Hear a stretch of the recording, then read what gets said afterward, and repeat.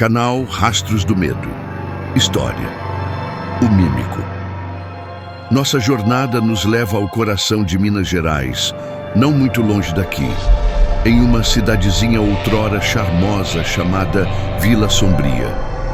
Hoje, Vila Sombria carrega em seu nome o peso de um passado angustiante, um véu de mistério e terror que paira sobre suas ruas de paralelepípedos e casarões coloniais abandonados. Foi lá, há muitos anos, que a lenda começou a tomar forma, a se solidificar no medo coletivo de seus habitantes. Imagine o cenário: a neblina densa abraçando os becos estreitos, o farol solitário de um carro cortando a escuridão como um raio hesitante, o som distante do vento uivando entre as montanhas como um lamento fantasmagórico. Em uma dessas noites gélidas, quando até os corações mais valentes tremiam, ele apareceu pela primeira vez. Seu nome era Ezequiel, um forasteiro que surgiu do nada, como uma sombra que se materializa na penumbra. Alto e magro, com um rosto pálido como a cera e olhos que pareciam absorver a pouca luz que ousava alcançá-lo. Vestia um macacão preto surrado, adornado com botões brancos que brilhavam sinistramente na escuridão, e em seu rosto uma máscara branca e inexpressiva, um sorriso fixo e bizarro que nunca se alterava, não importava a situação. Ele era um mímico. No início, Ezequiel não causou alarme. Em cidades pequenas, a chegada de um estranho é sempre motivo de curiosidade, mas não necessariamente de medo.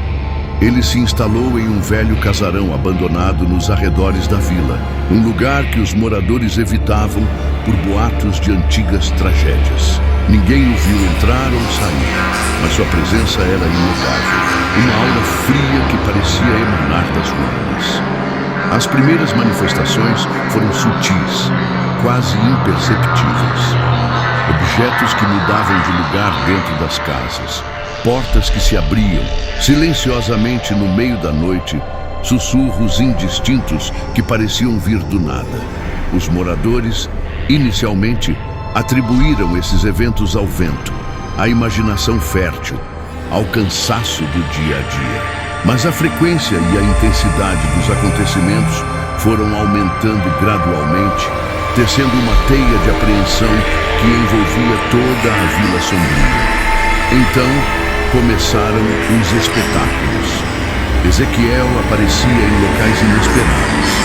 Na praça central, durante a noite, em frente à igreja desolada, no meio da estrada vicinal que levava ao cemitério. Ele nunca dizia uma palavra, mas suas pantomimas eram perturbadoras, carregadas de uma angústia silenciosa que penetrava na alma de quem as observava.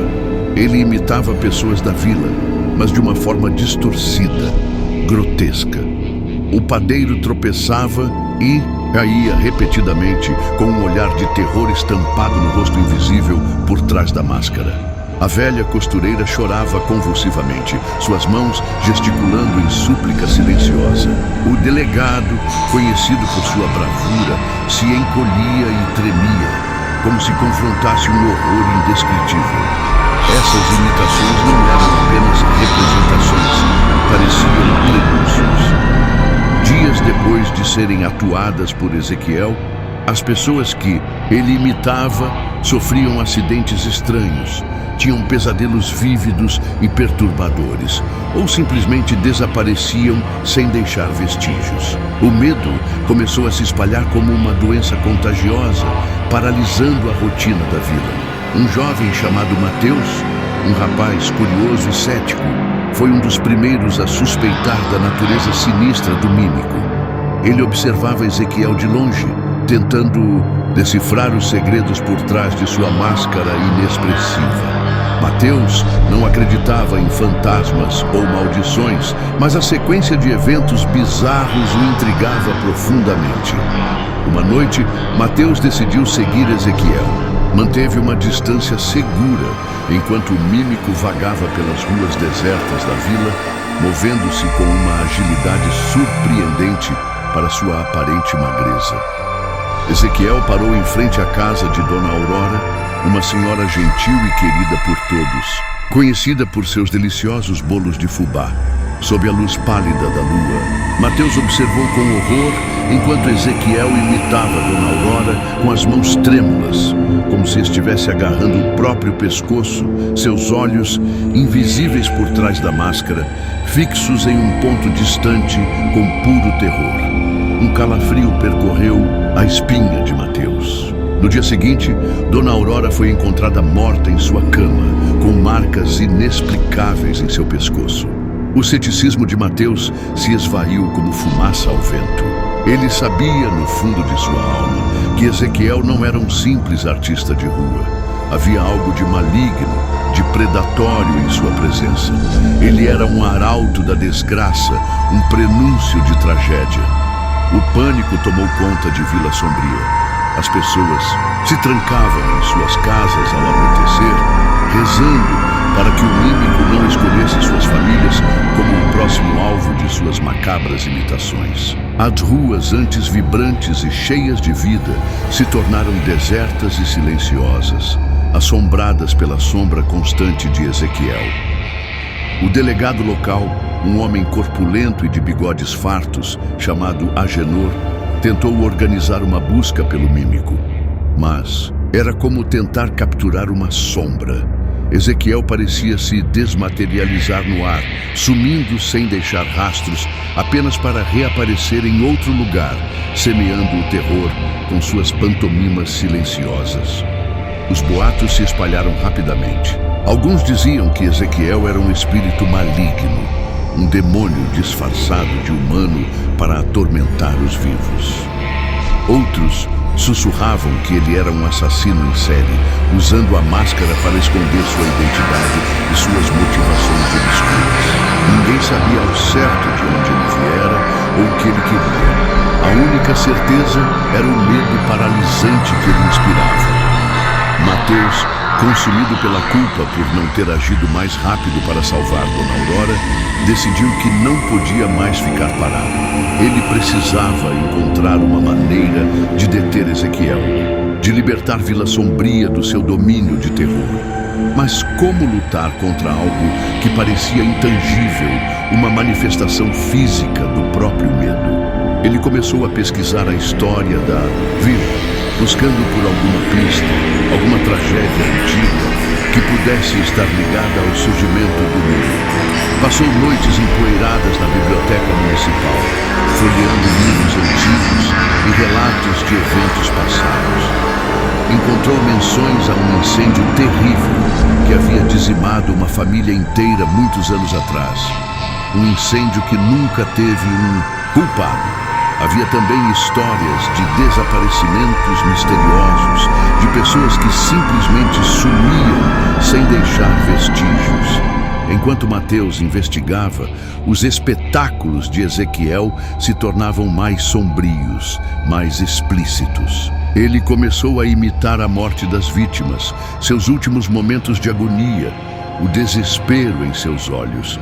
A vila assistia horrorizada, sabendo que cada pantomima era um presságio de uma nova tragédia. Uma noite, Ezequiel apareceu na frente da casa de uma jovem chamada Isabela, uma moça doce e gentil que sempre sorria para todos. A pantomima do mímico foi a mais perturbadora de todas. Ele simulou o afogamento, seus braços debatendo no ar, seu rosto contorcido em uma máscara de sufocamento invisível, seus pés chutando desesperadamente. No dia seguinte, Isabela desapareceu. Seu corpo nunca foi encontrado. A desesperança se abateu sobre Vila Sombria. As pessoas começaram a abandonar suas casas, fugindo do terror que as assolava. A outrora charmosa cidade se transformava em um lugar fantasma, habitado apenas pelas sombras do passado e pela presença sinistra do medo. Mateus se sentia cada vez mais impotente. Suas investigações não haviam revelado nada de concreto, apenas um histórico de tragédias que pareciam não ter ligação direta com Ezequiel. Ele sabia que precisava agir, mas não tinha ideia de como enfrentar uma ameaça tão enigmática. Foi então que ele se lembrou de uma velha lenda local, uma história sussurrada pelos mais antigos moradores da vila. A lenda falava de um espírito atormentado, preso entre o mundo dos vivos e dos mortos, que se manifestava através de imitações grotescas, repetindo incessantemente os momentos finais de sua própria morte trágica. A lenda dizia que esse espírito só poderia ser apaziguado se alguém testemunhasse sua dor, se alguém compreendesse a profundidade de seu sofrimento.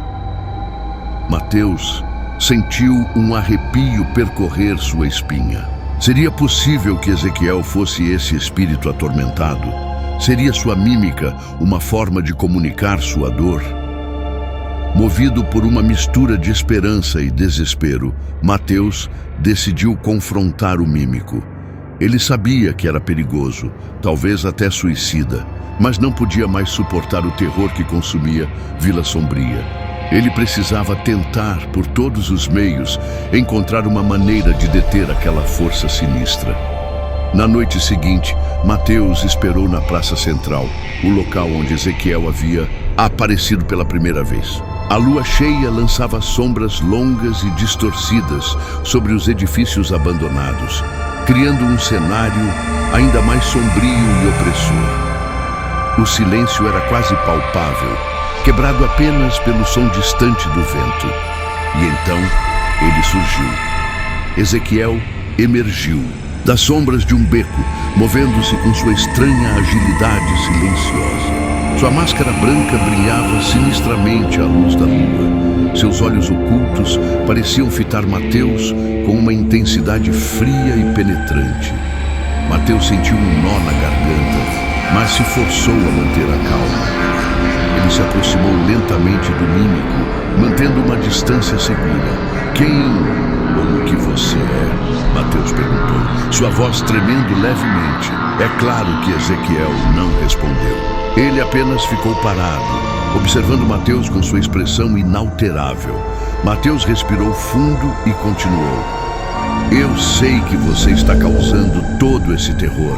Eu sei que as coisas ruins acontecem depois que você imita as pessoas. O mímico inclinou a cabeça ligeiramente, como se estivesse interessado no que Mateus tinha a dizer. A lenda fala de um espírito preso em sofrimento. Seria você esse espírito? Mateus perguntou, sua voz agora mais firme. Você está tentando nos mostrar alguma coisa? Sua dor. Então, algo inesperado aconteceu. A postura de Ezequiel mudou ligeiramente. Sua cabeça se inclinou um pouco mais e seus ombros pareceram cair minimamente, como se carregasse um peso invisível. Mateus sentiu um lampejo de compreensão. Ele continuou, com a voz embargada pela emoção. O que aconteceu com você? Qual é a sua história? Por que você está nos assombrando? Lentamente, Ezequiel começou a se mover. Sua pantomima naquela noite foi diferente de todas as outras. Não era uma imitação de outra pessoa, mas sim uma representação de sua própria história. Ele começou simulando estar preso em um lugar escuro e apertado, seus braços se debatendo contra paredes invisíveis. Depois, ele representou chamas, seu corpo se contorcendo em agonia, suas mãos tentando apagar um fogo que o consumia. Mateus assistia em silêncio, o horror e a compreensão se misturando em seu coração. A pantomima continuou, mostrando Ezequiel como um homem desesperado, correndo em meio a um incêndio, tentando salvar alguém. Ele simulou encontrar um corpo inerte. Sua expressão, mesmo através da máscara, transmitindo uma dor lancinante. Finalmente, ele representou a si mesmo caindo, engolido pelas chamas, seus braços estendidos em um último gesto de desespero. Mateus percebeu. Ezequiel não era um espírito maligno, mas sim a alma atormentada de alguém que havia morrido em um incêndio trágico. Talvez o incêndio que ele havia encontrado nos registros da vila. Suas imitações não eram maldições, mas sim repetições inconscientes dos momentos finais de sua própria tragédia. Um ciclo de sofrimento que se manifestava no medo dos vivos. Você morreu em um incêndio? Mateus sussurrou, as lágrimas escorrendo pelo seu rosto. Você estava tentando salvar alguém? Ezequiel assentiu lentamente, sua cabeça baixa. E as pessoas que você imitou, elas se pareciam com as pessoas envolvidas no incêndio? Mateus perguntou, juntando as peças do quebra-cabeça. O mímico hesitou por um momento, depois assentiu. Novamente, Mateus entendeu. Ezequiel, em seu sofrimento eterno, estava revivendo sua tragédia, e as pessoas da vila que se pareciam com as vítimas do incêndio eram, de alguma forma, envolvidas nessa repetição sombria. Você só quer ser lembrado? Mateus perguntou, seu coração apertado de compaixão. Você quer que alguém entenda o que aconteceu com você? Ezequiel levantou a cabeça e fixou seus olhos invisíveis em Mateus. Pela primeira vez, sua postura não transmitia ameaça, mas sim uma profunda tristeza. Mateus deu um passo à frente, aproximando-se do mímico. Ele não sentia mais medo, apenas uma imensa pena. Eu me lembro de você, Mateus disse suavemente. Eu vejo a sua dor. Eu sei o que aconteceu. No momento em que essas palavras foram proferidas, algo estranho aconteceu. A figura de Ezequiel começou a tremer, como se estivesse se desfazendo. A máscara branca pareceu perder seu brilho sinistro, tornando-se opaca e sem vida. Uma brisa suave surgiu do nada, girando ao redor dos dois. Lentamente, a figura do mímico começou a se dissipar, como fumaça se esvaindo ao vento. A máscara caiu no chão de paralelepípedos, com um som seco e insignificante.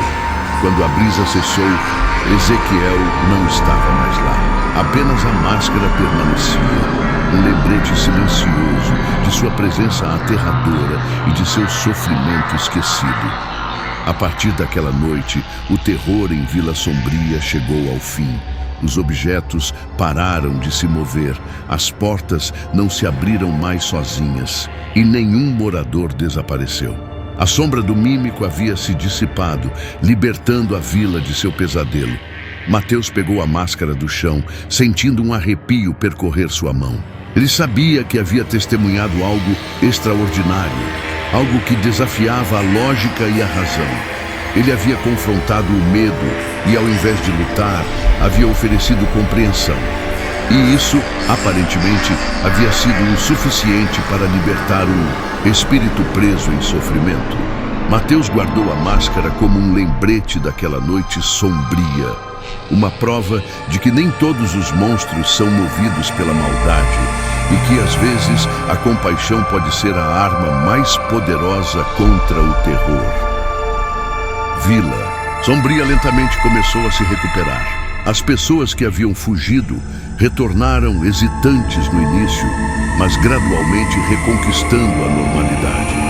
O medo ainda pairava no ar, como uma cicatriz invisível, mas a esperança começava a florescer novamente. E Mateus se tornou uma espécie de herói silencioso na vila. Ninguém sabia ao certo o que havia acontecido naquela noite na praça, mas todos sentiam que ele havia desempenhado um papel crucial no fim do terror. Ele nunca contou a história completa, guardando para si o segredo do mímico e a lição que havia aprendido sobre a natureza do sofrimento e o poder da empatia. A máscara de Ezequiel permaneceu escondida, um lembrete sombrio de uma história que jamais seria esquecida em Vila Sombria. Uma história que ecoaria nos sussurros do vento noturno, uma lenda que seria contada em voz baixa nas noites escuras, a história de O Mímico.